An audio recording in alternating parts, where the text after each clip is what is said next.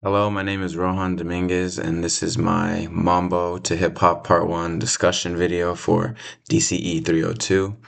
So, after watching the first part of the Mambo to Hip Hop, A South Bronx Tale, first 33 minutes of the documentary, I decided to answer the questions: what world or historical events influenced the movement of people in and out of the South Bronx? What cultural interchanges are happening during these times? How was the Machito band different from other bands of its time?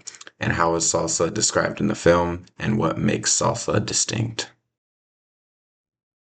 So, for the first question, what world or historical events influenced the movement of people in and out of the South Bronx? So, the film explains that after World War II, economic hardship in Puerto Rico was the major driver of migration into New York City. So, as U.S. citizens since 1917. So yeah, after 1917, Puerto Ricans moved in large numbers seeking work and housing, and then they settled mainly in East Harlem and the South Bronx. So the Bronx became the, I guess, first quote unquote mainland stop after leaving the islands, and it kind of made it was kind of acted as a cultural gateway for immigrants from the Caribbean islands. So later urban policy decisions and then later economic collapse pushed people out. The construction of the Cross Bronx Expressway cut directly through many working class and middle class neighborhoods and accelerated white flight and neighborhood disinvestment. This also coincided with New York City's fiscal crisis in the 1970s, widespread landlord arson for insurance money, and then mass housing abandonment. So as the residents fled, um, unsafe buildings and fires and other things of that nature, the devastation followed them, turning the South Bronx into an idea rather than a fixed location. So the people moved north, obviously. So second, what cultural interchanges are happening during these times? The film highlights an intense cultural exchange between African American and Puerto Rican communities. Puerto Rican migrants brought Cuban musical forms like son and mambo, while African Americans brought rhythm and blues, um, which all influenced how those styles evolved in New York. Children grew up together in schools, parks, housing projects, and then that kind of like blended the culture and the musical traditions naturally. This interchange fueled basically the early rise and emergence of hip hop. Um, the film highlights like parallels between mambo dancers and early hip hop dancers, which both emphasize rhythm, improvisation, competition, and bodily expression. Salsa and hip hop both developed as urban responses to displacement, poverty, and then marginalization of their cultures, which those dance forms, they thrived in schoolyards, parks, abandoned buildings, community spaces, rather than like a formal building where just like that would be just for salsa. It kind of just thrived naturally, and just whatever the people wanted, they could do. The South Bronx became um, a creative space where music, dance, and all these cultural expressions continuously fed into one another and helped each other develop.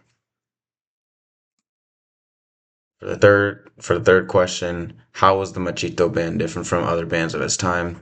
So Machito and its Afro-Cubans were described as revolutionary because they explicitly embraced blackness at the time when most bands were just racially segregated.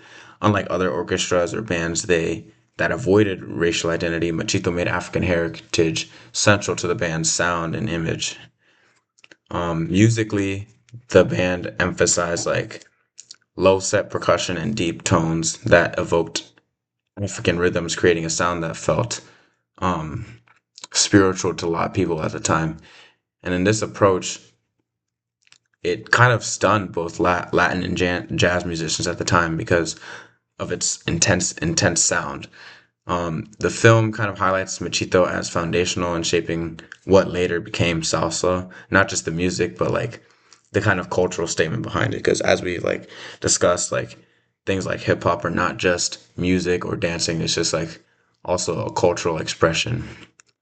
And machito was also another form of cultural expression. It kind of asserted the Afro Caribbean identity in the U.S., specifically Northern U.S. And lastly, how is salsa described in the film and what makes salsa distinct? So in the film, salsa described not as a single rhythm, but it's a concept and an idea.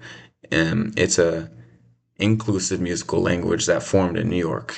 The film stresses that salsa could have only emerged in a place like the South Bronx because it fused Cuban forms, Puerto Rican social experience, the African rhythms and jazz influences, and then kind of like a political consciousness was an aspect to it. So it just happened to be in a place where there were so many cultures, and it could only have formed in a place like the Bronx or other similar places. Um, Again, talking about the political consciousness aspect, salsa was also like a vehicle for social and political messaging. It addressed issues like the housing injustice, displacement, and identity. Um, the one event that kind of symbolized salsa's peak was the 1973 Fania All Stars concert at Yankee Stadium. And it was kind of just a moment when local Bronx musicians transformed a community sound into like a global force. The the music form and the culture was seen on a global and national stage for the first time in a while. But it was still, at the end of the day, still rooted in, just a small neighborhood struggle. Thank you for listening.